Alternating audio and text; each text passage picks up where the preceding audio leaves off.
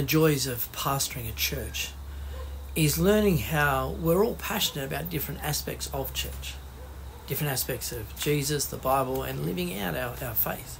Now, as the Apostle Paul says in 1 Corinthians, referring to the human body, where would the church be if every one of us were only passionate about SRE, for example, or the Mobile Community Pantry? I mean, SRE and the Mobile Community Pantry would be wonderful, but there'd be no other ministry in our churches. And so it's a wonderful joy that we all express our faith passionately in different ways. However, the one commonality that we all share, or at least should share, is our heart for the lost. Now, Jesus says at the very end of the Gospel of Matthew, Matthew 28 verse 18, "All authority in heaven and on earth has been given to me. Therefore go and make disciples of all nations, baptizing them in the name of the Father and of the Son and of the Holy Spirit, and teaching them to obey everything I have commanded you. And surely I am with you always to the very end of the age." Now, the context of this passage is Jesus speaking to his disciples. However, as we are also disciples of Christ, so we are also called to make disciples of Jesus. We are called to reach out to the lost with the saving message of the gospel. On Monday, we began thinking about the parable of the lost son from the perspective of the lost. And what we saw was that the lost don't really know they're lost until they reach a level of despair, and so they call out for help. Today we'll see that the other way the lost come to realise that they're lost is that we tell them. We pick up the parable after the lost son has been embraced by his father and welcomed home as a son. Luke 15 verse 25.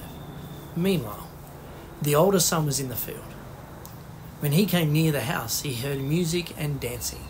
So he called one of the servants and asked him what was going on. "Your brother has come," he replied, "and your father has killed the fattened calf because he has him back safe and sound."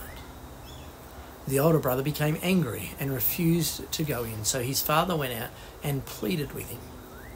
But he answered his father, "Look, all these years I've been slaving for you and never disobeyed your orders. Yet you never gave me even a young goat so I could celebrate with my friends.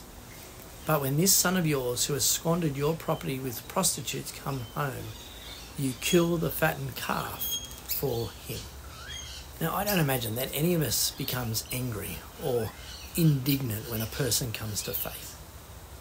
I mean, perhaps if it was someone who hurt us or someone that we didn't like, we may roll our eyes. But for the most part, I think my guess is that when anyone comes to faith, we celebrate that. Like, we celebrate that another life has been saved, another person who was lost has been found. Where this hits home for us, however, is with our thinking about the lost, and whether our heart is for the lost is something that we allow to actually move us into speaking about Jesus, or is it something that we keep locked down? I mean, a simple check is to ask yourself, when was the last time that you spoke to an unbeliever about faith in Jesus? Now ask yourself honestly, when was the last time? Luke 15 verse 31.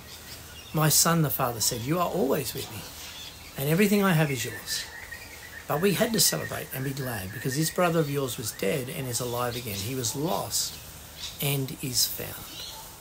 Now, as I said, like the father, I think we celebrate when those who are lost are found. However, like the older son, I wonder whether we're reluctant, for whatever reason, to share the good news of the gospel with the unbeliever. Friends, why don't you take a minute to consider your heart for the lost, and then spend some time in prayer, asking God to soften your heart for the lost, and then to give you opportunities to share the good news of Jesus that we celebrate knowing.